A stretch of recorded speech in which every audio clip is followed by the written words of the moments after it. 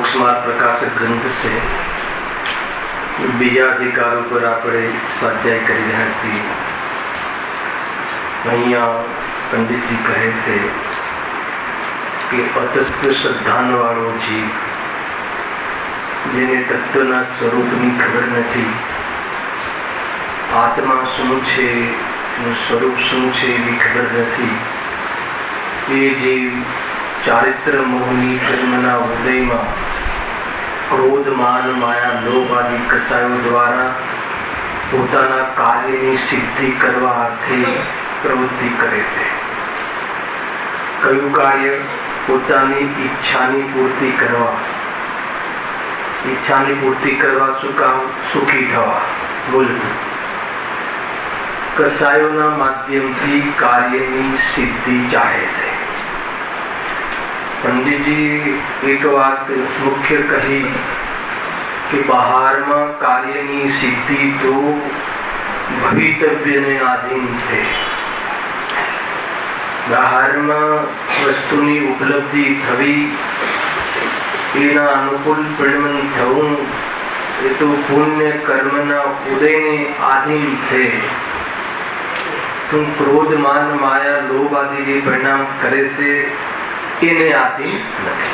મુખ્ય બિંદુ આચાર્ય કસામાં કહ્યું। માયાની ચર્ચા કાલે વિસ્તારથી કરી હતી। કપટ કરીને, દોરંગી નીતિ અપનાવીને બહારમાં ધન આદિ પ્રાપ્ત કરવાનું કાર્યની સિદ્ધિ ચાહે છે, પરંતુ એનાથી કાર્યની સિદ્ધિ થતી નથી। મૂળ વાત એ કહી, કસાયોથી અશાંતિ થાય છે, કસાયોથી જીવ દુઃખી થાય છે। મૂળ વાત એ છે, કસાયથી કોઈ જીવ સુખી થયો છે? નથી થયો। અજ્ઞાનને લઈને આવી પ્રવૃત્તિ કરે છે। આજની કથામાં પણ એ વાત નથી। અજ્ઞાનને લઈને તો વ્રતાદી જેવા સ્વભાવ પણ સંસારને વધારવા વાળા પરિણામ છે। આજની કથા હતી ને જીતુભાઈ, વ્રત શીલ સંયમ તપ, જેને વ્યવહાર પૂજ્યતા જેના આધારથી આપણે કરીએ છીએ એવા પરિણામ અને એવી પ્રવૃત્તિ, શું કહે છે? એવી જે પ્રવૃત્તિ અને એવા જે વ્યવહાર છે તે શું છે? ધર્મનું કારણ છે, બંધનનું કારણ છે। કોને? અજ્ઞાની। અજ્ઞાની એટલે શું? અતત્વ શ્રદ્ધાની ને અજ્ઞાની એટલે જેને સંવર તત્વની ને આશ્રવ તત્વની ખબર નથી, જેને જડ ક્રિયા અને ચેતન ક્રિયાનું ભેદ ખબર નથી, એવો જીવ વ્રતાદિ કરવા છતાં પણ અનંત સંસારને વધારે છે। અને જ્ઞાની, એમાં એક લીટી હતી, જ્ઞાનીને તો અસદભાવ વર્તે તો પણ મોક્ષ જાય। શું અટકાવશો એમાંથી? બહુ શાંતિની વાત લાગી આજે તો, વ્રત શીલ સંયમ આદિ કરવું જ નહીં। ખ્યાલ? અજ્ઞાનીને તો વ્રત શીલ સંયમ આદિ પરિણામ પણ દીર્ઘ સંસારના કારણ બને છે, અને જ્ઞાનીને વ્રત શીલ સંયમ આદિ તપ આદિ મોક્ષમાં નિમિત્ત બને છે। ખ્યાલ? મોક્ષનું મૂળ કારણ તો રત્નત્રય છે। આજની ગાથામાંથી બી ભૂલો કાઢું, ભૂલ એટલે ગાથામાંથી નહીં, આપણે સમજવામાં ભૂલ, શું ભૂલ કરીએ છીએ આપણે એમાં એક કથન લખ્યું છે ને, જો વાત આવી છે તો 5 મિનિટ જોઈ લઈએ। જીવ ઉલટા હાથ કાઢે, ગુરુદેવ કહ્યું પણ ઉલટા હાથ કાઢીને સંસાર વધારે છે। કયું પેજ છે ભાઈ? 154 ગાથા 247 પેજ। એક લીટીની ખાલી સામાન્ય ચર્ચા કરીશું, પછી આપણે મૂળ વિષય તરફ આવીશું। એમાં લખ્યું ને, જ્ઞાનરૂપ પરિણામ ભાવક ડાયરેક્ટ જ્ઞાનરૂપ પરિણામ જ મોક્ષનું કારણ છે, અને અજ્ઞાનરૂપ પરિણામ જ બંધનું કારણ છે। આ વાત સિદ્ધિ કરવી। અહીંયા અજ્ઞાન એટલે શું લેવું છે? મિથ્યા। જ્ઞાન એટલે સમ્યક દર્શન, સમ્યક જ્ઞાન, સમ્યક ચારિત્ર। વ્રત નિયમ શીલ તપ આદિ શુભાવરૂપ શુભ કર્મો કાંઈ મોક્ષના કારણ નથી, તો શાના કારણ છે? બંધના કારણ. કોને હોય છે આ વ્રતશીલ સંયમાદિ? પેલા મુનિરાજોને હોય છે મહાવ્રત આદિ. અને અહીંયા શું કહે છે?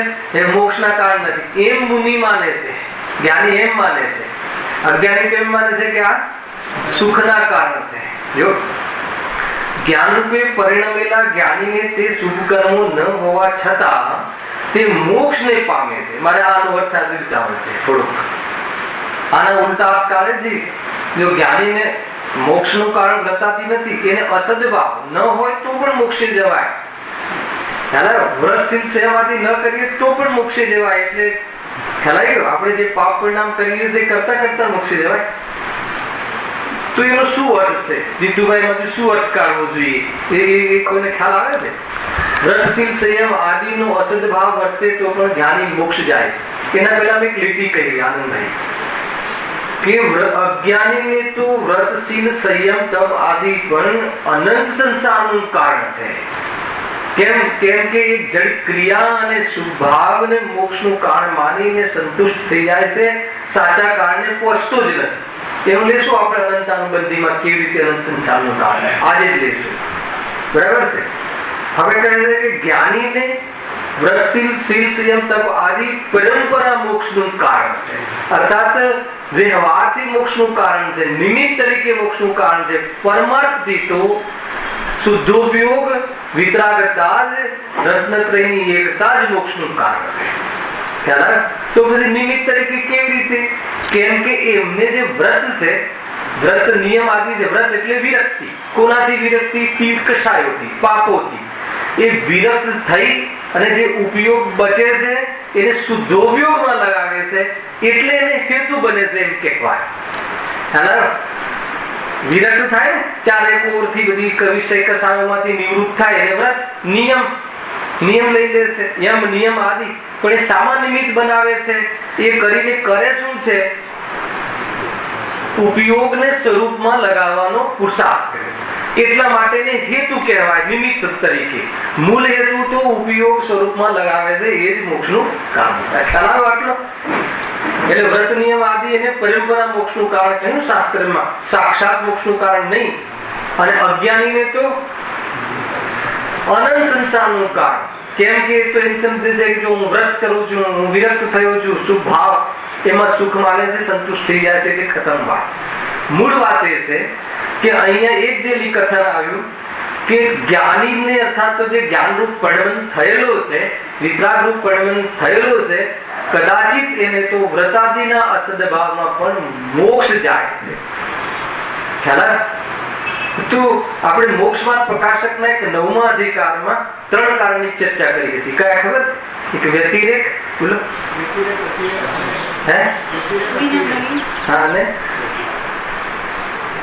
વ્યતિરેક, ઔપચારિક નું કંઈક બીજો શબ્દ લીધો હતો, પણ ઔપચારિક એનો ભાવ ભાષા. વ્યતિરેક કારણ, ઔપચારિક કારણ અને અવિનાભાવી કારણ. 3 કારણ કયા હતા મોક્ષના પ્રકાશકમાં મોક્ષના? તો વ્યતિરેક કારણ શું હતું? જો 9મો અધિકાર થોડોક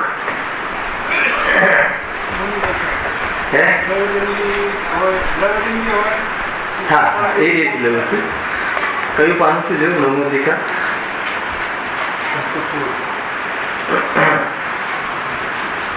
હા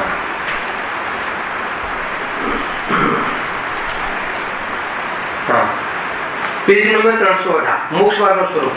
થોડુંક લઈ લઈએ આપણે. આજનો જે છે ને લીટીનો ભાવ હતા. હવે કારણ તો અંતિમ પેરેગ્રાફ, લાસ્ટ પેરેગ્રાફ છે. અનેક પ્રકારના હોય છે. કોઈ કારણ તો એવા હોય છે કે જેના હોવા વિના તો કાર્ય થાય, અને જેના હોવાથી કાર્ય થાય એવા ન પણ થાય. એક તો એ કારણ. એમાં શું ઉદાહરણ આપ્યું? પેજ નંબર 309માં. જેમ મુનિલિંગ ધારણ કર્યા વિના તો મોક્ષ ન થાય, મુનિ વગર તો મોક્ષ નથી, પરંતુ મુનિ બનીને મોક્ષ જતો જ રહે કોઈ જીવ એમ નથી. કે આચાર્ય કુંદેવાદી મુનિ બન્યા ને પછી મોક્ષ ગયા કે સ્વર્ગમાં ગયા? પણ જ્યારે પણ મોક્ષ જશે ત્યારે મુનિલિંગ ધારણ કરી જશે નક્કી. એટલે એ કારણ એવું નથી કે એ હોય અને મોક્ષ જાય. અર્થાત બાહ્યમાં નગ્નતા આદિ ધારણ કરી લે અને મોક્ષ જાય એમ નથી, પણ જે મોક્ષે જશે એ નગ્ન દિગંબર હશે, એ વાત પાકી. એના વગર મોક્ષ નહીં જાય, પણ એનાથી મોક્ષ જશે એમ નથી. એ કયું કારણ છે? વ્યતિરેક. પછી બીજું હતું ઔપચારિક. નામ યાદ આવે છે? એક નામ કઈ કહ્યું તો નામ ભૂલાઈ ગયું. છેલ્લો ભાવ ઔપચારિક ને અતિરિક્ત ને અતિરિક્ત તો અર્થ જ નથી. ઔપચારિક કામ, ઓપ્શનલ, સમજે ને? ઓપ્શનલ કામ. બીજું જુઓ. હા, હવે મુખ્યપણે તો જેના હોવાથી કાર્ય થાય છે, પરંતુ કોઈને તે હોવા વિના પણ કાર્ય સિદ્ધિ થાય છે. જેમ કે મુખ્યપણે તો અનશન આદિ બાહ્ય તપનું સાધન કરતા મોક્ષ થાય છે. આજની ગાથા શું કહ્યું? ફરીથી વાંચું છું કે મુખ્યપણે તો જેના હોવાથી કાર્ય થાય છે, પરંતુ કોઈને તે હોવા વિના પણ કાર્ય સિદ્ધિ થાય છે. જેમ કે મુખ્યપણે તો અનશન આદિ બાહ્ય તપનું સાધન કરતા મોક્ષ થાય છે. મુખ્યપણે શું કહ્યું? કે મુખ્યપણે મુનિરાજોને એમનું જે લાઈફ સ્ટાઇલ છે, જેટલું આયુષ્ય હોય છે, એમાં તપાદીમાં જોવા મળે છે, પરંતુ કોઈ જીવને એના હોવા વિના પણ, આજની વાત આવી ને, તપ આદિના અસદભાવમાં પણ. હવે નોટ શું છે? ઉદાહરણ આપ્યું છે. જેમ કે પરંતુ ભરત આદિને બાહ્ય તપ શબ્દ નાખ્યો છે. બાહ્ય તપ, અંતરંગ તપ તો હોય જ છે. બાહ્ય તપ કર્યા વિના જ મોક્ષની પ્રાપ્તિ થઈ. એને એટલે આ કારણ ઓપ્શનલમાં ગયું કે કોઈ મુનિરાજ છે, એનું જીવન 28 મૂળગુણના પાલન સહિત જ હોય છે. એનાથી કોઈ અતિશય, એનાથી કોઈ વધારે કોઈ કસાય ન હોય. અને એમને કસાય થાય તો 28 મૂળગુણ સુધીની જ કસાય થાય. બરાબર છે? પરંતુ જે તપ છે એડિશનલ, એમને જે 28 મૂળગુણનો ભાવ આવે છે, એનાથી પણ વિરક્ત થવા કોઈ મુનિરાજ બહુ જ ઘણા તપ કરે. એક મહિનાના 4 મહિનાના ઉપવાસ કરે, અને કોઈ મુનિરાજ એક પણ ઉપવાસ ન કરે. ભોજન દિવસમાં એકવાર કરવાનો ભાવ વધારામાં વધારે મુનિરાજને આવી શકે તો એકાદ વાર દિવસમાં આહારમાં ઉતરે કોઈ મુનિ, તો બંનેમાં મોક્ષ કોને જલ્દી થાય? કોઈ મુનિરાજ 4 મહિના ઉપવાસ કરે અને કોઈ મુનિરાજ એક પણ ઉપવાસ ના કરે, પણ એમના જે 28 મૂળગુણમાં એકવાર ભોજનનો ભાવ સંભવ છે, તો એકવાર ભોજનમાં ઉતરે, આહારે ઉતરે, તો બંનેમાં મહાન મુનિ કોણ? બંને સરખા. ખ્યાલ આવે શું કેવું છે? કોઈ વિશેષ કરે, એમનું ભરત ચક્રવર્તીનું જે જીવન હોત, મુનિ જીવન હોત વધારે, તો એ પણ તપાદી કરે. એટલે કહ્યું ને, મુખ્યપણે તો તપાદી જોવા મળે છે, પણ કોઈ એવો વિશેષ પુરુષાર્થી જીવ હે ને ભગવાનના દર્શન કરવાના થોડાક સમય પહેલા, 1 કલાક પહેલા તો 6 ખંડની વ્યવસ્થા જોતો હોય, અને પછી અંતર્મુહૂર્ત કાલ બાકી હોય અને વિચાર આવે કે અરે આપણે ક્યાં ફસાયા છીએ, ચલો મુનિરાજના દર્શન કરવા જઈએ, ભગવાનના સમુષણમાં જઈએ. એવો ભાવ આવ્યો. સમુષણમાં જતા હતા, અને સમુષણમાં જ્યાં ગયા ત્યાં શું થયું? મુનિ દીક્ષા લીધી. અને આપણે તો એમને હજુ સમુષણમાં જતા જોયા હતા અને ઘરે જતા હતા, સામે મળ્યા હતા, અને વળી પાછા આપણે દર્શન કરવા ગયા, એટલામાં તો ભરત મુનિને મોક્ષ થઈ ગયું. તો તપ કરવાનો અવકાશ જ ન આવ્યો, એવું જીવન જ નથી. અંતરંગ તપ, આ તો બાહ્ય તપની વાત છે. અંતરંગ તપ તો નિયમથી, અંતરંગ તપ શું છે? રત્નત્રય, વિતરાગતા, એ તો હોય જ છે, પરંતુ બાહ્યમાં ઉપયોગ એવો વિશેષ આવ્યો જ નહીં કે જેથી ઓર મર્યાદા કરે અને ઉપયોગ આત્મામાં લઈ જવાનો પુરુષાર્થ કરે. પુરુષાર્થ એવો ઉપયોગ એ બહારમાં એવો અવસર ના આવે. એટલે કોઈ જીવને બહારમાં વ્રત આદિ જોવા ન પણ મળે, છતાં મોક્ષ તો જ્ઞાનરૂપ પરિણમન કરીને, શુદ્ધોપયોગ કરીને કરી લે છે. પરંતુ કોઈક વાર માની લો કે એમનું જીવન ઘણું હોય તો ક્યાં જોવા મળે? સ્વરૂપમાં ન રહેવાય તો મુનિ ક્યાં જોવા મળે? તો વ્રતપાદીમાં જોવા મળે. હે અવિકલ્પિક કારણ, અવિકલ્પિક કારણ છે. વિકલ્પ આવે તો બાહ્ય તપ નો આવે, અને ન આવે તો નિર્વિકલ્પ.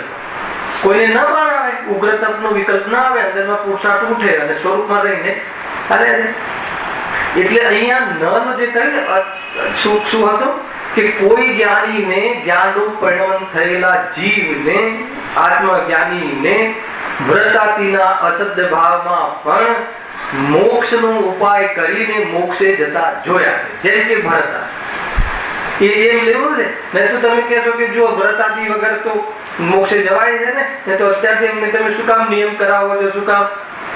તો એટલા માટે નથી કહ્યા વ્રત આદિ સ્વભાવ છે, જો સ્વરૂપમાં ન રહીએ તો વ્રત આદિમાં આવે છે, પણ જે સ્વરૂપમાં એવા રહી જાય કે જેને બહારમાં આવવાનો અવસર જ ન હોય તો વ્રત આદિની જરૂર નથી. એક સેકન્ડ, કે જે આપણા પૂર્ણ જ્ઞાની છે અરિહંત પરમાત્મા, સિદ્ધ પરમાત્મા, એમને વ્રત આદિ નથી. એટલે વ્રત આદિ કયા કારણ છે? વૈકલ્પિક કારણ છે. જ્ઞાનીઓને વિકલ્પ આવે તો કેટલો આવે, ક્યાં સુધી આવે એ બતાવ્યું છે. ન આવે તો ન આવે, ન આવે તો એનો અર્થ નિર્વિકલ્પ રહે, તો ન પણ આવે તો મોક્ષે જતા રહે, એનો અર્થ એ કાઢવો. નહીં તો આપણે શું અર્થ કાઢીએ? જ્ઞાનીને પણ વ્રતાદિના અસાત ભાવમાં જયારે મોક્ષ થાય છે તો આપણે પણ આપણી આ દિશા ખુલે છે. એ દિશામાં નથી વિચાર. વ્રત આદિ ન હોય અસદભાવ એટલે કે જો વિકલ્પ આવે તો વ્રત આદિ, ન આવે તો, એટલે વ્રત આદિ પણ ખરેખર કારણ નથી મોક્ષનું. તો ખરેખર કારણ શું છે?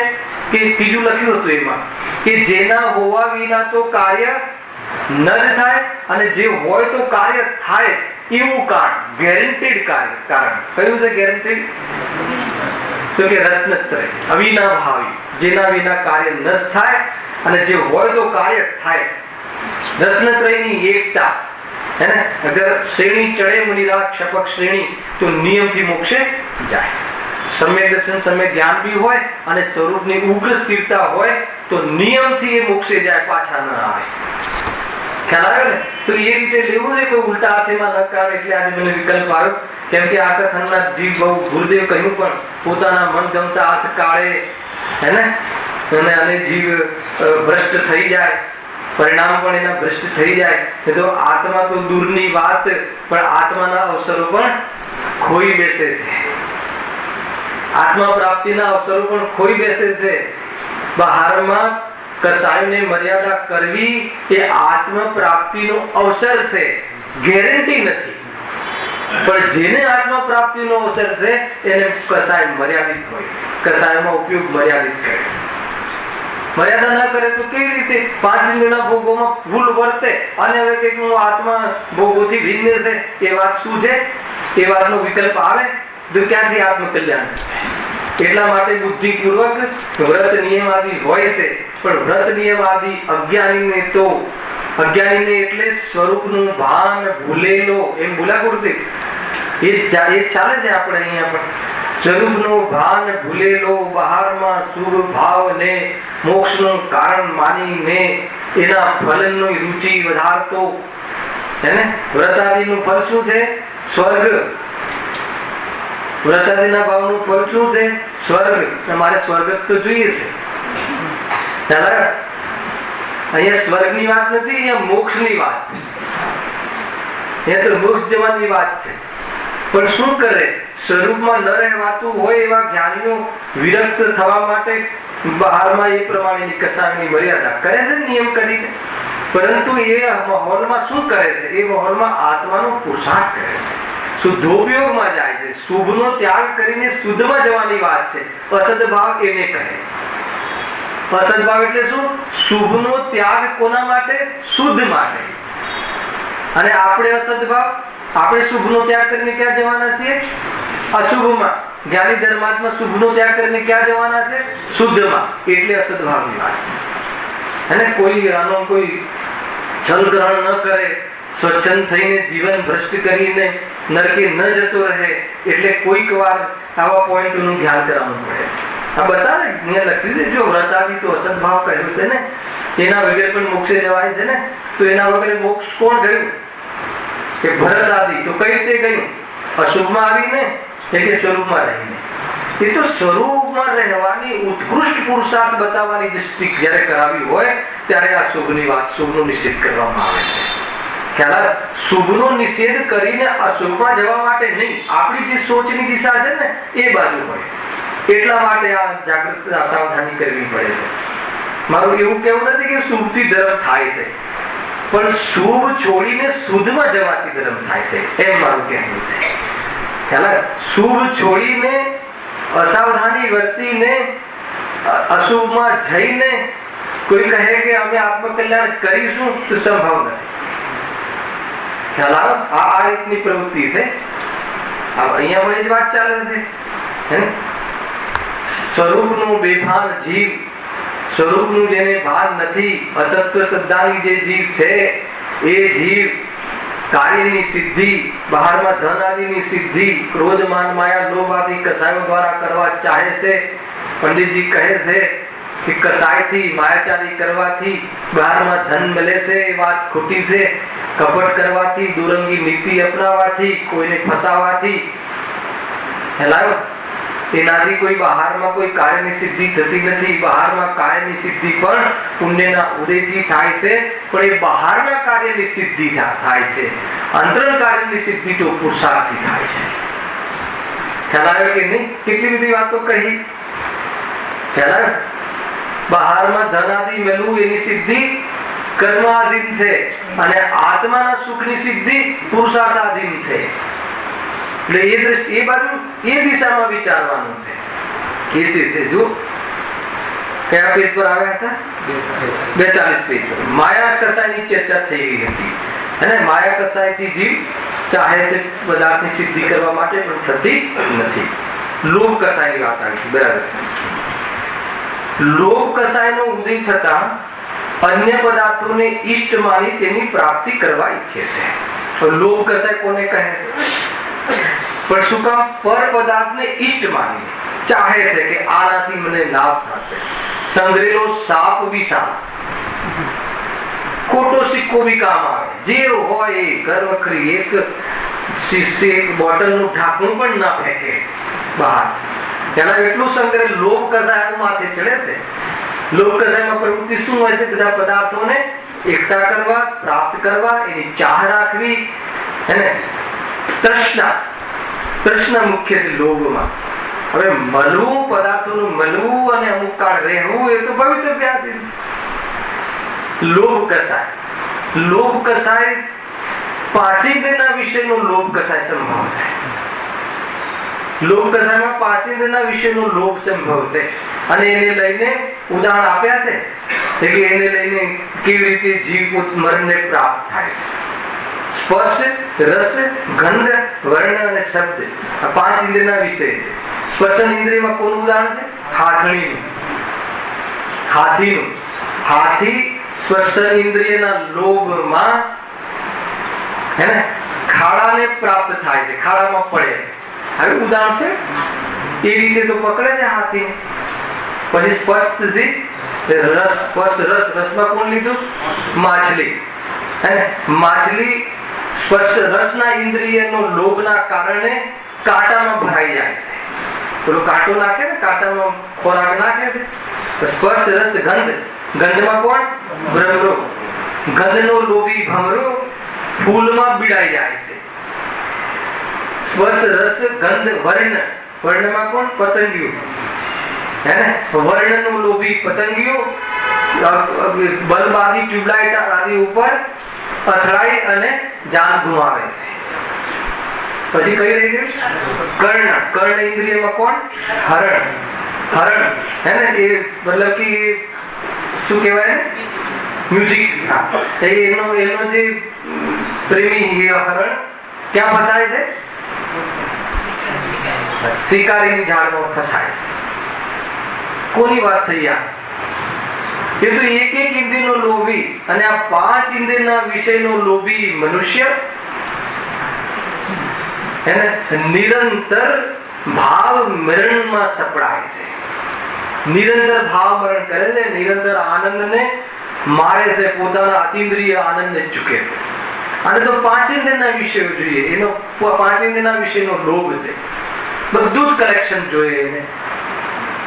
એ લોભ કસાયના ઉદયમાં કેવી પ્રવૃત્તિ છે? આપણે દુનિયાનો એવો એક પણ પરમાણુ મારી પાસે ન હોય એવું ન થવું જોઈએ, એવી વાસના ના કારણે આજે ભર પદાર્થોને પ્રાપ્ત કરવા માટે કોકનું બુરું ચાહે, કોકનું અપમાન કરે, માયાચારી કરે, બધી જ કસાયો કરે છે લોભને લઈને. અપમાન સહે, અપમાન કરે, કોકની ગાળ પણ સહે. વિતરાગી નથી કાંઈ. કોઈ ગાળ દે તો પણ ચૂપ રહે, તો પણ જય જિનેન્દ્ર કહે. કેમ? વિતરાગી છે એટલે કે લોભ છે. લોભમાં પણ કોઈ વખત આવું દેખાય કે આ વિતરાગી થઈ ગયું કે શું? એ કોઈ ગમે તેવું બોલે તો પણ શાંત રહે. કેમ શાંત રહે? કેમ કે એના ભોગે પણ પોતાનું અપમાન કરે, એના ભોગે પણ એની પાસેથી લાભ જોઈએ છે. ભલે મને અપમાન કરે પણ મારે એની પાસેથી ધન જોઈએ, ઓર્ડર જોઈએ. હે ને? ઓર્ડર લેવા માટે જાય, ઓલો 12-4 કલાક બેસાડી રાખે તો સહન કરે, અને પછી બોલાવે ઓલો સોરી કહે, કઈ વાંધો નહીં, એમાં શું ફરક પડે છે? એમ કરી અને મતલબ એનો ભાવ પ્રગટ કરે. કેમ? લોભ કસાય, લોભ કસાય. બોલો, માનનો પણ લોભ હોય છે. માનના લોભ માટે આ જીવ એને પાપથી કમાયેલા બધું જ ધન ખર્ચવા તૈયાર થઈ જાય છે. માનના લોભ માટે માન મળવું જોઈએ, આપણને કોઈ પૂછવું જોઈએ, બસ. તો એનો લોભ છે તો માન, પણ એનો પાછો લોભ, એના લોભ માટે શું નથી કરતું? કાલે પણ કહ્યું હતું ને, લોભ કસાય છે, લોભ કસાય છે, અંતમાં જાય છે. સૂક્ષ્મ લોભ એ રીતે છે. જો વસ્ત્ર, આભરણ, ધન, ધાન્ય આદિ અચેતન પદાર્થ તથા સ્ત્રી, પુત્ર આદિ સચેત પદાર્થ, એનો પણ મોહ. અમારે બહુ મોટું કુટુંબ છે, હે ને, મારે સુંદર સ્ત્રી છે, એ રીતે. તો એનો લોભ, એના લોભના કારણે અમારે ઘણા શિષ્યો છે. ખ્યાલ છે ને? શ્વેતાંબર પક્ષમાં એને મોટા ગુરુ કહેવાય કે જેના શિષ્ય વધારે હોય. તો શિષ્ય વધારવાનો લોભ, એટલે શિષ્ય વધારે છે જીવ. જેટલા શિષ્ય આવે, હવે એને પેલાને સંસારમાં દુઃખ લાગ્યું છે કે નથી લાગ્યું, કે સંસાર શું છે કે કઈ ખબર નહીં, બસ તું એને સાધુ થઈ જા. એ રીતે એ શું કામ છે? એવી રીતે છે. એક તો માયાચારી થઈ ગઈ, અને એક લોભ થઈ ગયો. લોભ શું છે કે મારે 1000 શિષ્યો હશે તો હું મોટો આચાર્ય કહેવાય છે. તો શિષ્યોનો લોભ, લોભમાં હિત અહિતનો વિચાર નથી કરી શકતો જીવ. એટલે તીવ્ર લોભ હોય ત્યાં સામે કોણ છે એનો વિવેક પણ ભૂલી જાય. પૈસા મળતા હોય તો જેનું જે થવું એ થાય. લોભમાં શું કરે છે કઈ ખબર પડતી નથી. આખું જીવન મા બાપને રાખે નહીં, પણ યશના લોભ માટે મરણ પછી, હે ને, આખા સમાજને જમાડે, અને જીવન પર્યંત માને મા બાપને એકવાર ન જમાડે, ને એમના મરણ પછી આખા સમાજને જમાડે. શાનો લોભ? યશનો લોભ. એ જીવને પોતાના ગિરબાનમાં, પોતાની અંદર પરિણતિમાં ઝાંકવું જોઈએ કે હું શું કરું છું. ખ્યાલ આવે છે? એવું છે. લોભમાં શું નથી થતું? લોભમાં બધું જ ભૂલી જાય છે. લોભ એ સૌથી મોટી કસાય કહીએ. તથા સ્ત્રી, પુત્ર આદિ સચેત પદાર્થોની તૃષ્ણા થાય છે. તૃષ્ણા મુખ્ય છે. લોભ કરવાથી બધું મળી જાય એવું નથી, તૃષ્ણા વધારે છે. અને તૃષ્ણાથી શું થાય છે? જી, દુઃખી. તે રીતે. અને શું કામ લોભ કરે છે? મૂળ કોણ છે? મિથ્યા. તો એનાથી મને લાભ થાય છે. જીવ જબરદસ્ત, મતલબ કે પોતાની જે 5 ઇન્દ્રિયના વિષયોમાં પણ નિયંત્રણ કરે યશના લોભ માટે. ખ્યાલ? 5 ઇન્દ્રિયના વિષયોમાં એવું નિયંત્રણ કરે કે આમ કે મને લોકો ધાર્મિક જાણે અને મારો યશ વધે, યશ કીર્તિ ચાહે, એના માટે એમ પણ કરે. અને બીજી બધી વસ્તુઓ જે હોય એમાં તો બહુ લોભ દેખાય. પોતે રાત્રિ ભોજન ન કરે, ઉપવાસ આદિ કરે, પણ બહારમાં બીજી બધા પદાર્થોને મેળવવા માટે તો પુષ્કળ લોભ કરતું દેખાય. કેવું દોરંગી જીવન છે! માયાચારી સાથે ચાલે, લોભ સાથે ચાલે.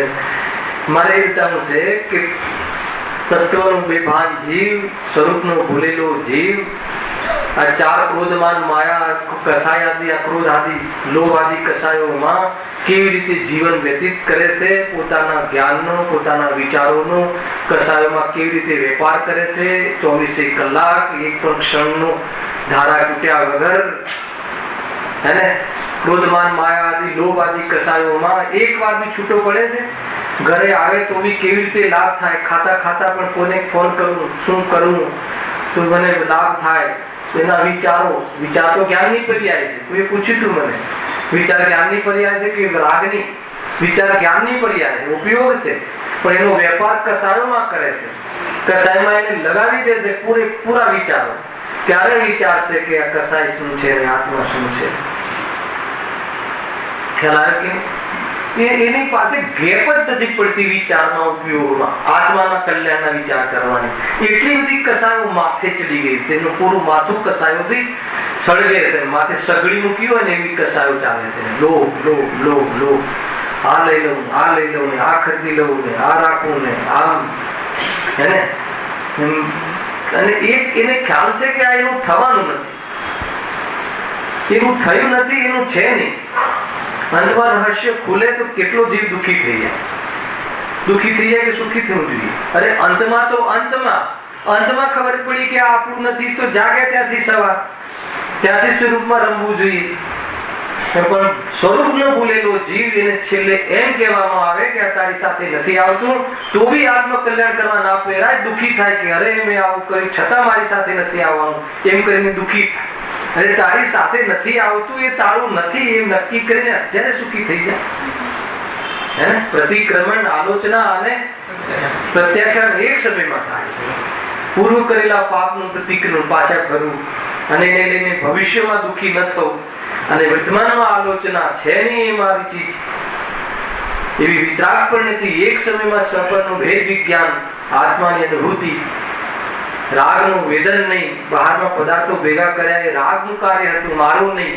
એ જ વખતે આ પ્રતિક્રમણ, પૂર્વ કરેલા કર્મના ઉદયમાં ભોગવે નહીં રાગને, એ પ્રતિક્રમણ છે. ખ્યાલ આવે? આ રીતે તો એ રીતે સંભવ છે. આ બધું સમજવા જેવું છે ભાઈ. જો હા, શું કહે છે? સ્ત્રી પુત્ર આદિ સચેત પદાર્થોની તૃષ્ણા થાય, સચેત પદાર્થો પણ એ રીતે. અને એ રીતે કોઈ બહારમાં સારું સગું જોવે એ તો કે આ મને મળી જાય તો સારું, મારા દીકરાની જોડે આ પરણે તો સારું. લોભ છે ને, કેમ બહુ મોટી પાર્ટી છે, પછી બહુ મોટી પાર્ટી. ખ્યાલ આવે? સંસ્કાર શું કરવા છે એનું સોચ બતાવું તમને. ખ્યાલ આવે? પૈસા ઘણા છે ને, બહુ થઈ ગઈ. ખ્યાલ આવે છે કે નહીં? સંસ્કાર કોઈ જીવ જોતો નથી અત્યારે. બહારમાં બસ ધન છે, વૈભવ, બહારનો જળ વૈભવ છે. ઘણી વાર તો હું કહ્યું છે, કોઈ છોકરીનો બાપ એમ નથી પૂછતો કે મંદિર જાય છે કે નહીં, સ્વાધ્યાય કરે છે કે નહીં, પૂછે છે કોઈ? અને ખરેખર સુખી એ જ કરી શકશે કે જેને તત્વનું જ્ઞાન હશે. કરી શકે એટલે એમાં નિમિત્ત બને. કે કાંઈ પણ ઉલઝન આવે તો તત્વ જ્ઞાનના માધ્યમથી સમાધાન થશે, બાકી નહીં થાય. 2-4 મહિનામાં કહેશે, આજકાલ તો ફેશન થઈ ગઈ, ઘરે મોકલી દેશે પાછું રિટર્ન. શું કરશો? તત્વ જ્ઞાન વગર કોઈ જગ્યાએ ઠેકાણું નહીં પડે. એક જ શરણ છે. છોકરાઓને સમજાવવું હોય તો આ જ સમજાવજો, એમ અહીંયા કહે છે. ખુશ થવા જેવું નથી. 1 લાખ કમાઈને આવે તો હર્ષ કરવા જેવું નથી. મંદિર જાય તો બહુ હર્ષિત થવું. ખ્યાલ આવે કે નહીં? બહુ લીધું તો પરમ દિવસે આપણે 8મી ગાથાના અંતર્ગત મેટ્રિક પાસ થાય, ગુરુદેવ બોલ્યા 6ઠ્ઠી વખતના પ્રવચનમાં. 8મી ગાથા મેટ્રિક પાસ થાય તો હર્ષ કરીને પેંડા વેચે, પરંતુ કોઈ છોકરો હે પાઠશાળામાં 90% લાવે તો કોઈ પેંડા નથી વેચતું. શું કામ? ગરજ નથી, એને ખ્યાલ નથી કે આ ભાવના ભાવ. ગુરુદેવ સામાન્ય ભાષામાં ઘણું બધું આપણને હર્ષ ક્યાં છે, તને ક્યાં રોમાંચ ઉઠે કે જે પાપમાં નિમિત્ત બનવા વાળું વિજ્ઞાન છે, જે 5 ઇન્દ્રના વિષયોમાં નિમિત્ત બનવા વાળું જે જ્ઞાન છે, અને એ જ્ઞાનનું તો તને હર્ષ થાય. અને છોકરો પાઠશાળાનું દફતર લઈને આવે તો એવું રાજી થઈ જવું જોઈએ, એવું ખુશ વાત શું વાત છે કે આ તો એનામાં પીછી કમંડલ દેખાવા જોઈએ. વિતરાગી તત્વ દેખાવું જોઈએ. આ જ જીવ સુખી થઈ શકે. પંચમ કાલ જેમ જેમ વધે છે એમ પરિણામ નિકૃષ્ટ થતા જશે. ઉદયો ઓર આનાથી મતલબ ઓર ઉદયનો પ્રતિકૂળતા આવશે. તત્વજ્ઞાન નહીં હોય તો આજે દુઃખી થઈ જશે. અરે પ્રતિકૂળતા શું, સ્વર્ગોની અનુકૂળતામાં પણ સુખી નહીં થઈ શકે તત્વજ્ઞાન વગર. ખ્યાલ આવ્યો? સ્વર્ગની અનુકૂળતા ઘણી હશે, ત્યાં પણ કોઈ તત્વજ્ઞાન વગર સુખી થઈ જશે નહીં. હા, ગજબ છે ભાઈ. આજે તો ગુરુદેવના પ્રતાપે એટલું સુલભ થઈ ગયું છે જયેશભાઈ, અને એટલું સુલભ થઈ ગયું છે. ઘેર ઘેર પાઠશાળા કેટલી ઉપલબ્ધિ. તમે એક ગ્રંથ માગો તો કે 500 ગ્રંથ જેને જોઈએ એને ફ્રી. ખ્યાલ આવે કે નહીં? કેટલું મતલબ જો એટલી બધી અનુકૂળતા છે. પહેલા જે જૂના જમાનામાં 70-80 વર્ષ પહેલાની વાત કરું છું, એક ગામમાં એક મંદિર બનાવવા માટે 10 વર્ષ લાગી ગયા. એક ભાઈ મળ્યા હતા મને, ભાઈ અમારે ત્યાં એક મંદિર બનાવવા 10 વર્ષ લાગી ગયા. 2-2 રૂપિયા 10-10 રૂપિયા ચંદો ભરાવે અને ત્યારે સક્ષમ થયા. 10 વર્ષે તો એ ગામમાં મંદિર બન્યું. વિચાર કરો. ને ગુરુદેવના પ્રતાપે ઘેર ઘેર ગામ ગામમાં મંદિર થઈ ગયા. શુદ્ધ આમનાય, વિતરાગી મુદ્રા, ધંચ માત્ર પણ ભૂલ નહીં. ખ્યાલ આવે કે નહીં? ખ્યાલ આવે શરીરમાં આવે શું કેવું છે? સામાન્ય વાત નથી રાકેશભાઈ. પેલા ક્યાં આટલી વ્યવસ્થા હતી? એક ચોપડી લેવી હોય તો રીતે છે. તો અનુકૂળતા તો બહારમાં સંપન્નતા તો ઘણી છે, પણ વિચારો ડાઉન થઈ ગયા. પહેલા ભાવ ઉગ્ર હતા કે એક પાનું મળી જાય ને તો બી કામ કરી લે. અત્યારે આખી લાઇબ્રેરી ઘરમાં હોય પણ ભાવ આવવો જોઈએ ને, એ ખોલવાની ચોપડી ખોલવાની, એટલે ભાવ ડાઉન થઈ ગયા. સાધન સંપન્ન, બહારમાં અનુકૂળતાઓ, 21મી સદીમાં બધી અદ્યતન સામગ્રી સાંભળવાની, સમજવાની, હે ઓર મળી એમ કેટલું બધું નોટ પેડ ને આ ને તે ને ત્યાં બેઠા બેઠા શાસ્ત્રો, એકમાં હજારો શાસ્ત્ર છે. પરંતુ અંદરમાં બલ, આત્મબલ, સોચવાનું બલ, વીર્ય સ્ફુરાયમાન થવું જોઈએ ને, એની અંદરમાં કેમ ન થતું? લોભ કસાય, બહારમાં લાભ માને છે. એ રીતે શું થશે? શું થશે? દુઃખી થશે. ગુરુદેવ કહે કે દુઃખી થશે, વાત તો બહુ મોટી છે, પરંતુ સુખી થવાનો અવસર નહીં મળે. એ વાત આપણને હલાવી દે છે. અવસર નહીં મળે એટલે ખબર છે, સંઘની પંચેન્દ્રિયપણું, સાચા દેવશાસ્ત્ર ગુરુ, આટલા અર્થ ગુરુદેવના માધ્યમથી થઈ રહ્યા છે, આવો માહોલ ભાઈ નહીં મળે. હે ને? બેચેની રહેશે. આપણે અરે એવું કોઈ અવકાશ નહીં મળે. એ રીતે જલ્દીથી જાગી જવા જેવું છે. આત્મ કલ્યાણ, સુખી થવું હોય તો તત્વ જ્ઞાન. એ રીતે જો અહીંયા શું કહે છે? વળી પોતાનું વા અન્ય સચેતન અચેતન પદાર્થોનું કોઈ પરિણમન હોવું ઈષ્ટરૂપ માની તેને તે પ્રકારના પરિણમન રૂપ પરિણમાવા ઈચ્છે છે. ત્યાં ગુરુ જાણીને અન્ય રૂપ પરિણમાવા ઈચ્છે છે. અહીંયા ઈષ્ટ માનીને પોતાના રૂપ પરિણમાવા ઈચ્છે છે. ઈચ્છે છે કે પરિણમાવે છે? ઈચ્છે છે. પણ એ પરિણમન જે છે એ પદાર્થનું આપણા ઈચ્છાને આધીન નથી. વાત એ છે, તકલીફ એ છે. અગર એ રીતે થઈ જતું હોય હે ને, આપણી ધારણા પ્રમાણે રિલાયન્સના ભાવ બહારમાં પડતા હોત રોજ તો બરાબર છે, પણ આપણી ઈચ્છા પ્રમાણે થતું નથી. ખેલા આપણે ડોલર વેચી દઈએ છે અને ત્યાં કઈ ઉલટું રિઝલ્ટ આવે છે. ખ્યાલ આવે કે નહીં? જે થાકી ગયું, સુખી થવાનો કોઈ ઉપાય નથી કરતો એમ. જો એ રીતે છે. એ પ્રમાણે લોભથી ઈષ્ટ પ્રાપ્તિની ઈચ્છા તો ઘણી કરે, પરંતુ ઈષ્ટ પ્રાપ્તિ થવી ભવિતવ્યને આધીન છે. આ પ્રમાણે 4 કસાયો ચારિત્ર મોહની ક્રિમના ઉદયમાં ક્રોધ, માન, માયા, લોભ આદિ રૂપ પ્રવૃત્તિ જીવ નિરંતર કરે છે. એવો એક પણ સમય શ્વાસ નથી લેતો કે જે કસાય રહિત આત્માનું કલ્યાણ કરવા માટે શુદ્ધોપયોગની ક્ષણ એને માણી હોય. અનાદિકાલથી આજ સુધી એની એ મોમેન્ટ જે અનંત સિદ્ધો ભોગવે છે, જે અનંત જ્ઞાનીઓ એના રસિક છે, એવું પરિણામ આજ સુધી કર્યું નથી.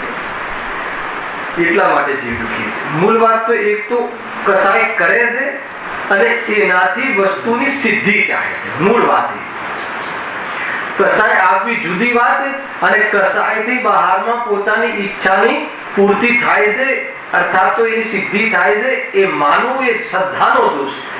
અને એને લઈને કસાયમાં વર્તે છે, પરંતુ એને આકુલતા જ પ્રાપ્ત થાય છે, નિરાકુલ જીવ થતો નથી. આજે કેવી રીતે દુઃખી થાય છે આપણને એ પણ ખબર હોવી જોઈએ ને. હું દુઃખી કોનાથી થાઉં છું? શું અહીંયા આવ્યું? કર્મના ઉદયમાં જીવ કસાય રૂપ પરિણમન કરીને જીવ દુઃખી થાય છે. અહીંયા એવું એકવાર પણ ન લખ્યું કે નુકસાન જાય રૂપિયાનું તો જીવ દુઃખી થાય, શરીરમાં રોગ થાય તો દુઃખી થાય, એવું લખ્યું જ નહીં. જે આપણે દુઃખના કારણો માનીએ છીએ એમાં એક પણ નથી. બધા શરીર નિરોગી હોય, બહારમાં અદ્યતન સંપત્તિ હોય તો પણ જીવ કસાયને લઈને દુઃખી થાય છે. ચારિત્ર મોહનીના ઉદયમાં ઓર વાસનાથી, ઓર મને મળે, ઓર લોભથી એ દુઃખી થાય છે. ખ્યાલ આવે છે કે હું એકવાર કહ્યું હતું ને, કોઈને 95% આવ્યા કોઈ વિદ્યાર્થીને, ખ્યાલ આવે, તું 5% ઓછા આવ્યા એ જોઈ જોઈને દુઃખી થાય, અને કોઈ એમ કે 95% તો આવ્યા છે ને એ જોઈને સુખી થાય. ખ્યાલ આવે કે નહીં? દુઃખી થવું હોય એને કોણ રોકે, અને સુખી થવું હોય એને પણ કોણ રોકે? સોચનું અંતર છે, દ્રષ્ટિનું અંતર છે. સોચ બદલવાની છે, દ્રષ્ટિ બદલવાની છે. ખ્યાલ આવે કે નહીં? અનાદિથી જે આપણી સોચ ખોટી છે, ખોટી સોચને ભૂલવાની છે. સુખી થવા માટે બહારમાં કોઈ પુરુષાર્થ નથી અને બહારમાં કોઈ સુખ નથી. પહેલા તો પોતાની સોચ ખોટી છે એટલે દુઃખ છે, સોચ બદલાઈ જાય તો સુખ છે. આત્મશ્રદ્ધાપૂર્વક, તત્વના શ્રદ્ધાપૂર્વક સુખી થાય. આ ઉપાય સમજમાં આવે છે? બોલો, સુખી થવાનું સાધન જોડે જોડે ખ્યાલમાં આવે છે. સોચ કઈ રીતે બદલવી? જેવું વસ્તુનું સ્વરૂપ છે એવું માન, એ પ્રતીતિ કર. કેવું છે વસ્તુનું સ્વરૂપ? તો કે શાસ્ત્રના માધ્યમથી જોઈ લે અને એ પ્રમાણે યુક્તિથી તું એને ખરું કર. યુક્તિથી એની તું તારી શ્રદ્ધા દઢ કર, અને શ્રદ્ધા દઢ થાય વિકલ્પાત્મક ઉપયોગ બાર બહુ નહીં રમે. એ શ્રદ્ધાની સાથે જ્ઞાન અને શ્રદ્ધા બંને એક થઈ જશે. ઉપયોગ ત્યાં સ્થિર થઈ જશે, શ્રદ્ધા પ્રગટ થઈ જશે અને ઉપયોગ શાંત પડી જશે. આ છે સુખી થવાનો ઉપાય, સાદી સાદી ભાષામાં. સમજમાં આવે છે કે નહીં? ઘણી વાર કહું કે ભાઈ શરીરમાં રોગ થયો હોય, એક તો એનાથી મતલબ દુઃખનો અભાવ કરવો હોય તો કેવી રીતે થવાય? બતાવો, કોઈ બતાવશે આગળ ઊંચી કરીને? શરીરમાં કેન્સર થયું હોય તો દુઃખ થાય છે, તો એ દુઃખ મટાડવાનો ઉપાય શું છે? ભારે પ્રશ્ન છે. જો એક વસ્તુ કહું તમને કે તમને બધાને પ્રશ્ન પૂછવાની છૂટ છે. એક, કદાચ સભામાં ના પૂછી શકો તો ચબરકી લખીને આપી શકો છો, ખરા? તો એનો આપણે વિસ્તારથી ચર્ચા કરીશું. તમે નહીં પૂછો તો ક્યારેક ક્યારેક હું પણ પૂછીશ. કોઈ ભારે પ્રશ્ન નથી, સિલેબસની બહારનો પ્રશ્ન નથી.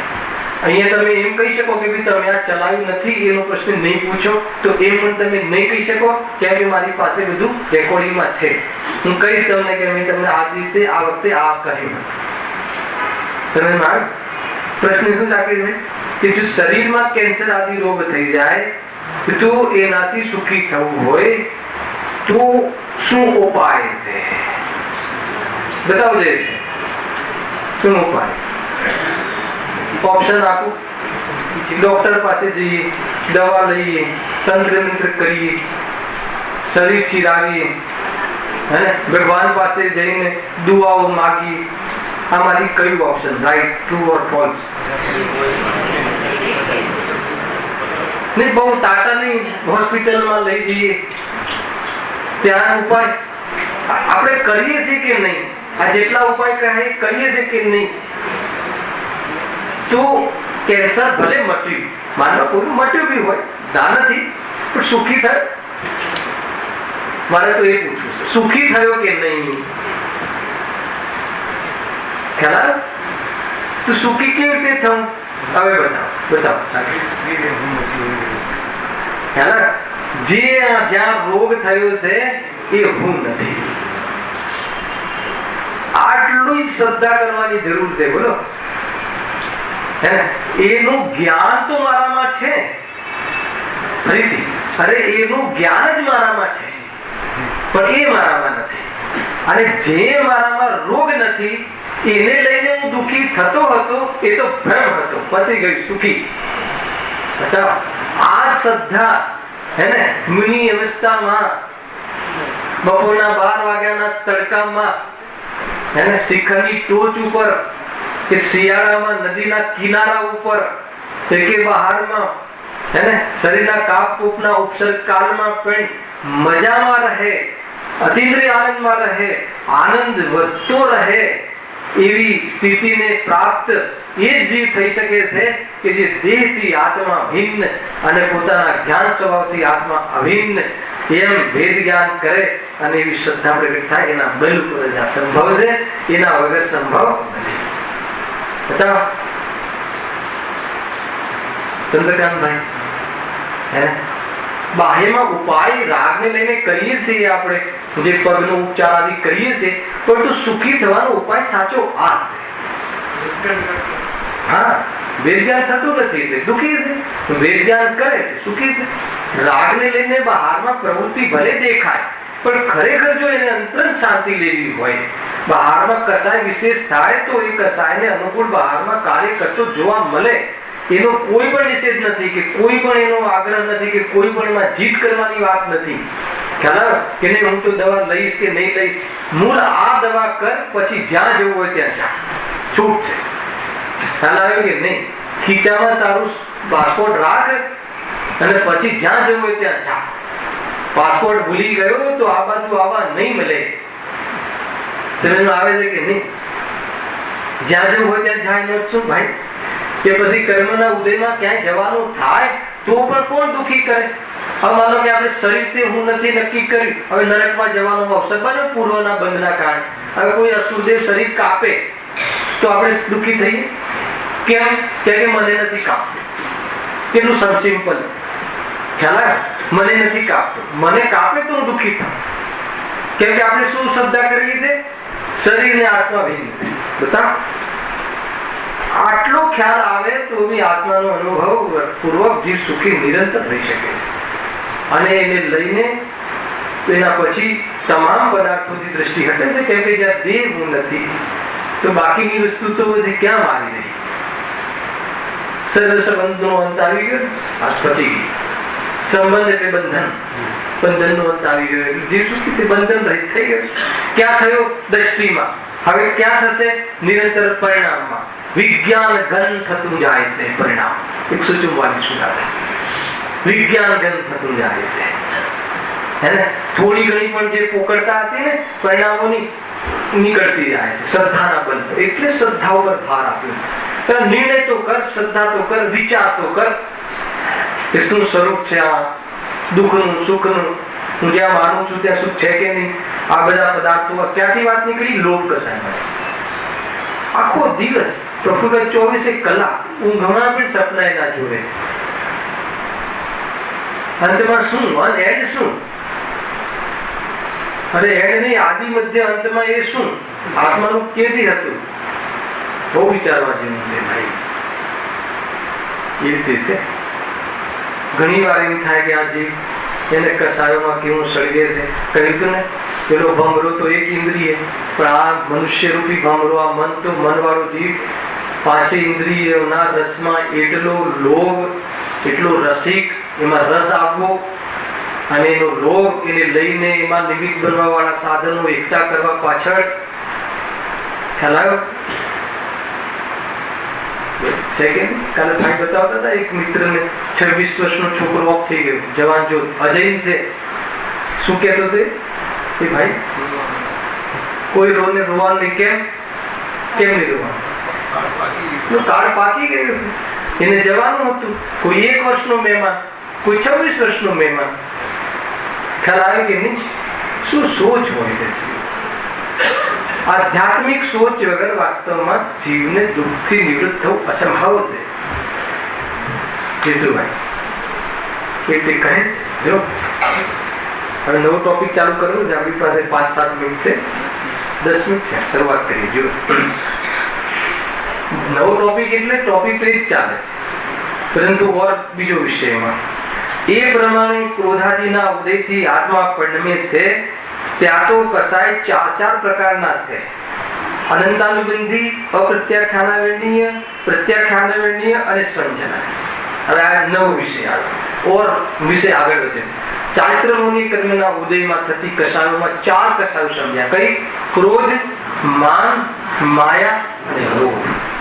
4 સમજ્યા ને. હવે એમાં પણ ક્રોધ પણ 4 પ્રકારનો, માન પણ 4 પ્રકારનો, માયા પણ 4 પ્રકારની અને લોભ પણ 4 પ્રકારનો.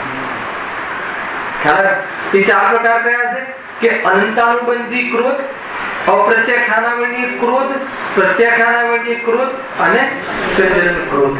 એ રીતે જેમ ક્રોધ 4 પ્રકારના છે એમ બાકીની કશાયો પણ 4 પ્રકારની. એમ થઈને 16 અને બાકી 9 નો કશાય. હાસ્ય, અરતિ, રતિ, શોક, ભય, જુગુપ્સા, વેદ 3 પ્રકારના. અને એમાં પણ આ 4 લાગે છે. એ તો લેશું પછી. ભાવ દીપિકામાં આવવા વાળું છે. આજે ભાવ દીપિકાનું ભાવના છે. દીપચંદજી કાસલીવાલ લિખિત ગ્રંથ છે. એમને ઘણા ગ્રંથો લખ્યા. અનુભવ પ્રકાશ, અનુભવ આનંદ, ચિત્ત વિલાસ. ખ્યાલ આવે કે ભાવ દીપિકા ઘણી એમના એમાં અનુભવ પ્રકાશ ઉપર તો ગુરુદેવે પ્રવચન કર્યા. ગુરુદેવે પ્રવચન કરતા કહ્યું કે જ્ઞાની ધર્માત્મા જૂના પંડિતોનું પણ કહેવું પડે. સંતો તો સંતો સંતો બહુ મોટી વાત છે, પરંતુ જૂના પંડિતો પણ જ્ઞાની એમ. આ શું કામ કહું છું? પ્રમાણ આપું છું કે એમને દીપચંદજી કાસલીવાલના ગ્રંથને માન્ય રાખ્યા. અનુભવ પ્રકાશ નામના ગ્રંથ ઉપર એક શબ્દ ઉપર પ્રવચન કર્યું. ચિદવિલાસના ઘણી જગ્યાએ કોટેશન આવે છે સામાન્ય વિશેષના પક્ષમાં. અને ભાવ દીપિકાનું 5 ભાવમાં ઘણી વાર ગુરુદેવનું સ્મરણ કરે છે. ભાવ દીપિકા પેલા ઢોંઢારીમાં હતી. મને જયારે આમાં પ્રવેશ થયો આ સ્વાધ્યાય આદિમાં, ત્યારે 5 ભાવ સંબંધી જાણવાની બહુ જિજ્ઞાસા હતી. એમાં મેં લખ્યું પણ છે દોડવાનું. અને 5 ભાવની વિશેષ ચર્ચા દીપચંદજી કાસલીવાલે એમના ભાવ દીપિકામાં કરી છે. જયારે બુક લઈને જીતુભાઈ વાંચવા બેઠો, ઢુંઢારીમાં કાંઈ સમજ ન પડે તો એને હિન્દીમાં ટ્રાન્સલેટ કરાવી અને છપાવી છે એને. તો એ ભાવ દીપિકા, એમાં જે અનંતાનુબંધી આદિ 5 ભાવ, 5 ભાવ છે. ઔદયિક ભાવ નહીં, ઔદયિક ભાવ તો છે જ ત્યાં. 5 ભાવની વિશે આખી ચર્ચા છે. જીવના 5 ભાવ. ખ્યાલ આવ્યો? જીવના કયા 5 ભાવ છે? પરિણામિક, પછી ઔદયિક, સાંસામિક, ક્ષાયિક અને ઔષધ. આપણી પાસે કેટલા ભાવ છે? આપણી પાસે 5 માંથી કેટલા છે? કયા? ઔદયિક, ઔષમિક છે, હોઈ શકશે કોઈ સમય દ્રષ્ટિ. ઔષમિક, ઔષમિક, ઔદયિક. ઔદયિક એટલે કયા? આજે અત્યારે રામાયણ ચાલે છે. ઔદયિક ઉપાધિ ભાવ, કર્મના ઉદયમાં થતા મોહ રાગ દ્વેષ આદિ ઔદયિક ભાવ. એ આપણી પાસે ઔદયિક ભાવ પણ છે. પછી ક્ષાવક્ષમિક. કયું ક્ષાવક્ષમિક કયું છે અત્યારે? આ જ્ઞાન, જ્ઞાનનો ઉઘાડ. એક ક્ષાવક્ષમિક ભાવ, એના 18 ભેદ છે. આ ખાલી સામાન્ય સેમ્પલ, એટલે ઘરે જઈને ચોપડી કમસે કમ જેવું ઉઘાડે. ખ્યાલ? ક્ષાવક્ષમિક ભાવ. અને કયો? મૂળ પરિણામિક ભાવ, ન્યાયિક ભાવ. પાછી 3 ભાવ આપણી પાસે છે. ખ્યાલ? પરિણામિક ભાવ ધર્મનું કારણ છે. ઔદયિક ભાવ, ઔદયિક ભાવ એ અધર્મ દુઃખનું કારણ છે. સુખનું ત્રિકાળ કાળ પણ મોજૂદ છે. અત્યારે દુઃખી થઈ રહ્યા છે એ કારણ આપીએ છીએ, જે એ કાળ પણ આપણી પાસે છે. અને ક્ષાવક્ષમિક ભાવ શું છે? ક્ષાવક્ષમિક ભાવના માધ્યમથી, જ્ઞાનના માધ્યમથી પરિણામિક ભાવનું જ્ઞાન કરી શકીએ એવો ક્ષાવક્ષમિક ભાવ પણ છે. પણ એ ક્ષાવક્ષમિક ભાવને પણ આપણે ઔદયિક ભાવમાં વેપાર કરી અને અશુદ્ધ કરી રહ્યા છે. ખ્યાલ આવ્યો? 3 ભાવ. જ્યાં જીવ પરિણામિક ભાવ, ત્રિકાલ ભાવ, ત્રિકાળી ધ્રુવ, જેમાં ભેગું શુદ્ધતા નથી, જેમાં રાગનો અભાવ છે, જેમાં દેહનો અભાવ છે. અભાવ એટલે શું? દેહ રૂપે થયો નહીં. અનાદિકાલથી દેહ આત્મા સંયોગમાં રહેવા છતાં આત્મા એ રૂપે થયો નહીં, એવું ચૈતન્ય સ્વરૂપ, એના ચૈતન્યમય શક્તિ અલ્પ થઈ ગયું. પણ એમાં જ્ઞાન પણ જ્ઞાન નષ્ટ ન થઈ ગયું. ખ્યાલ આવે કે નહીં? અરે જ્ઞાન રાગનો વેપાર કરતો થઈ ગયું, પરંતુ જ્ઞાનમાં ઘૂસી ન શક્યો રાગ. એવું આત્મા કહેવાય કે પરિણામિક ભાવ, અસહાય ભાવ, ત્રિકાલ ભાવ, નિરપેક્ષ ભાવ. કોઈની અપેક્ષા નહીં, રાગની પણ અપેક્ષા નહીં, વિતરાગતાની પણ અપેક્ષા નહીં. વિતરાગી થયા એટલે વિતરાગી થઈ ગયા સ્વરૂપ હતું એમ નહીં. વિતરાગી સ્વરૂપ હતું એને જોઈને પર્યાય વિતરાગી થઈ તો થઈ. આત્મા વિતરાગ ભાવ રૂપે છે, આજ્ઞાય ભાવ. એને જ્યારે સાયુષ્યમિક ભાવ જ્ઞાનના માધ્યમથી જાણી અને ત્યાં શ્રદ્ધાપૂર્વક ઉપયોગ ત્યાં સ્થિર થાય છે એટલે શું થાય છે? ઉપશમ થાય છે. ઉપશમ ઔપશમિક ભાવ દબે છે, ઠરે છે. અને જ્યાં વિશેષ પુરુષાર્થ કરી અને ઉપયોગ સંપૂર્ણ સમર્પિત થઈ જાય છે એટલે ક્ષાયિક ભાવ કેવલ જ્ઞાન પ્રગટ થાય છે. આ 5 ભાવ છે. આ 5 ભાવ ખબર નહીં પડે તો શાસ્ત્ર નહીં સમજાય. એમાં ક્ષાયિક ભાવ અને ઔપશમિક ભાવ તો ધર્મરૂપ છે અને ઔદયિક ભાવ અને ક્ષાયક્ષમિક ભાવ અશુદ્ધ એ તો અધર્મરૂપ છે અને પરમપારમિક ભાવ તો ધર્મનું ત્રિકાલ કારણ છે. તો આપણી પાસે કયા 3 ભાવમાં પરમપારમિક કહ્યું કે ન કહ્યું છે કે નહીં? તો ધર્મનું કારણ મોજૂદ છે. બેનસીનું કથન કહો પરમપારમિક ભાવને બતાવો પ્રચલિત. એટલો ખ્યાલ, એટલી ભાવના, મતલબ જ્ઞાનીઓ પ્રત્યે એટલી ભક્તિ હોવી જોઈએ કે એમના આવા કથનો તો એક અવાજે જાગતો જીવ ઉભો છે. જ્યાં કોઈ પૂછે તો જાગતો જીવ ઉભો છે શું? એ પરમપારમિક ભાવને બતાવે છે. જ્ઞાનીઓના કથન મફતમાં નહીં સમજતા. જાગતો જીવ ઉભો છે એટલે શું? અરે આજે પણ જીવ તો જીવ રૂપે છે, મરતો જ નથી, મોજૂદ છે, તૈયાર છે. તું એને જો બસ.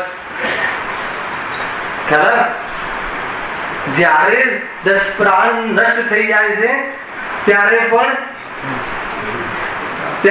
જાગતો જીવ ઉભો છે. એ જોઈ લઈશ તો સમાધિ થશે. સમાધિ થશે એટલે શું? શાંતિપૂર્વક દેહને ઘે થતો જોઈશ. જતો પણ ઘે પૂર્વક. આત્માનું કઈ બિગડતું નથી. આત્મા તો શાંતિનો પિંડ છે, શાંતિનો સાગર છે. એકવાર એને જોવે તો દુઃખ ક્યાં હોય? દુઃખનો અભાવ થઈ જાય પર્યાયમાં. એ આત્માનું સ્વરૂપ છે. આવા 5 ભાવ ને બતાવવા વાળું જે હિન્દી ટ્રાન્સલેટ છે, મૂળ ગ્રંથ છે અને મતલબ કે પૂરું મેં બાકાયદા એનો અભ્યાસ પણ સ્વાધ્યાય કરી અને આપણે અહીંયા મૂક્યું છે. તો જીવ એને વાંચે, ક્યારેક ભારે લાગે તો એમાં નોટ્સ કરી અને મને પૂછે અને જે પણ છે પોતાનું આત્મકલ્યાણમાં એ નિમિત્ત બને એ ભાવના. સહજાનંદ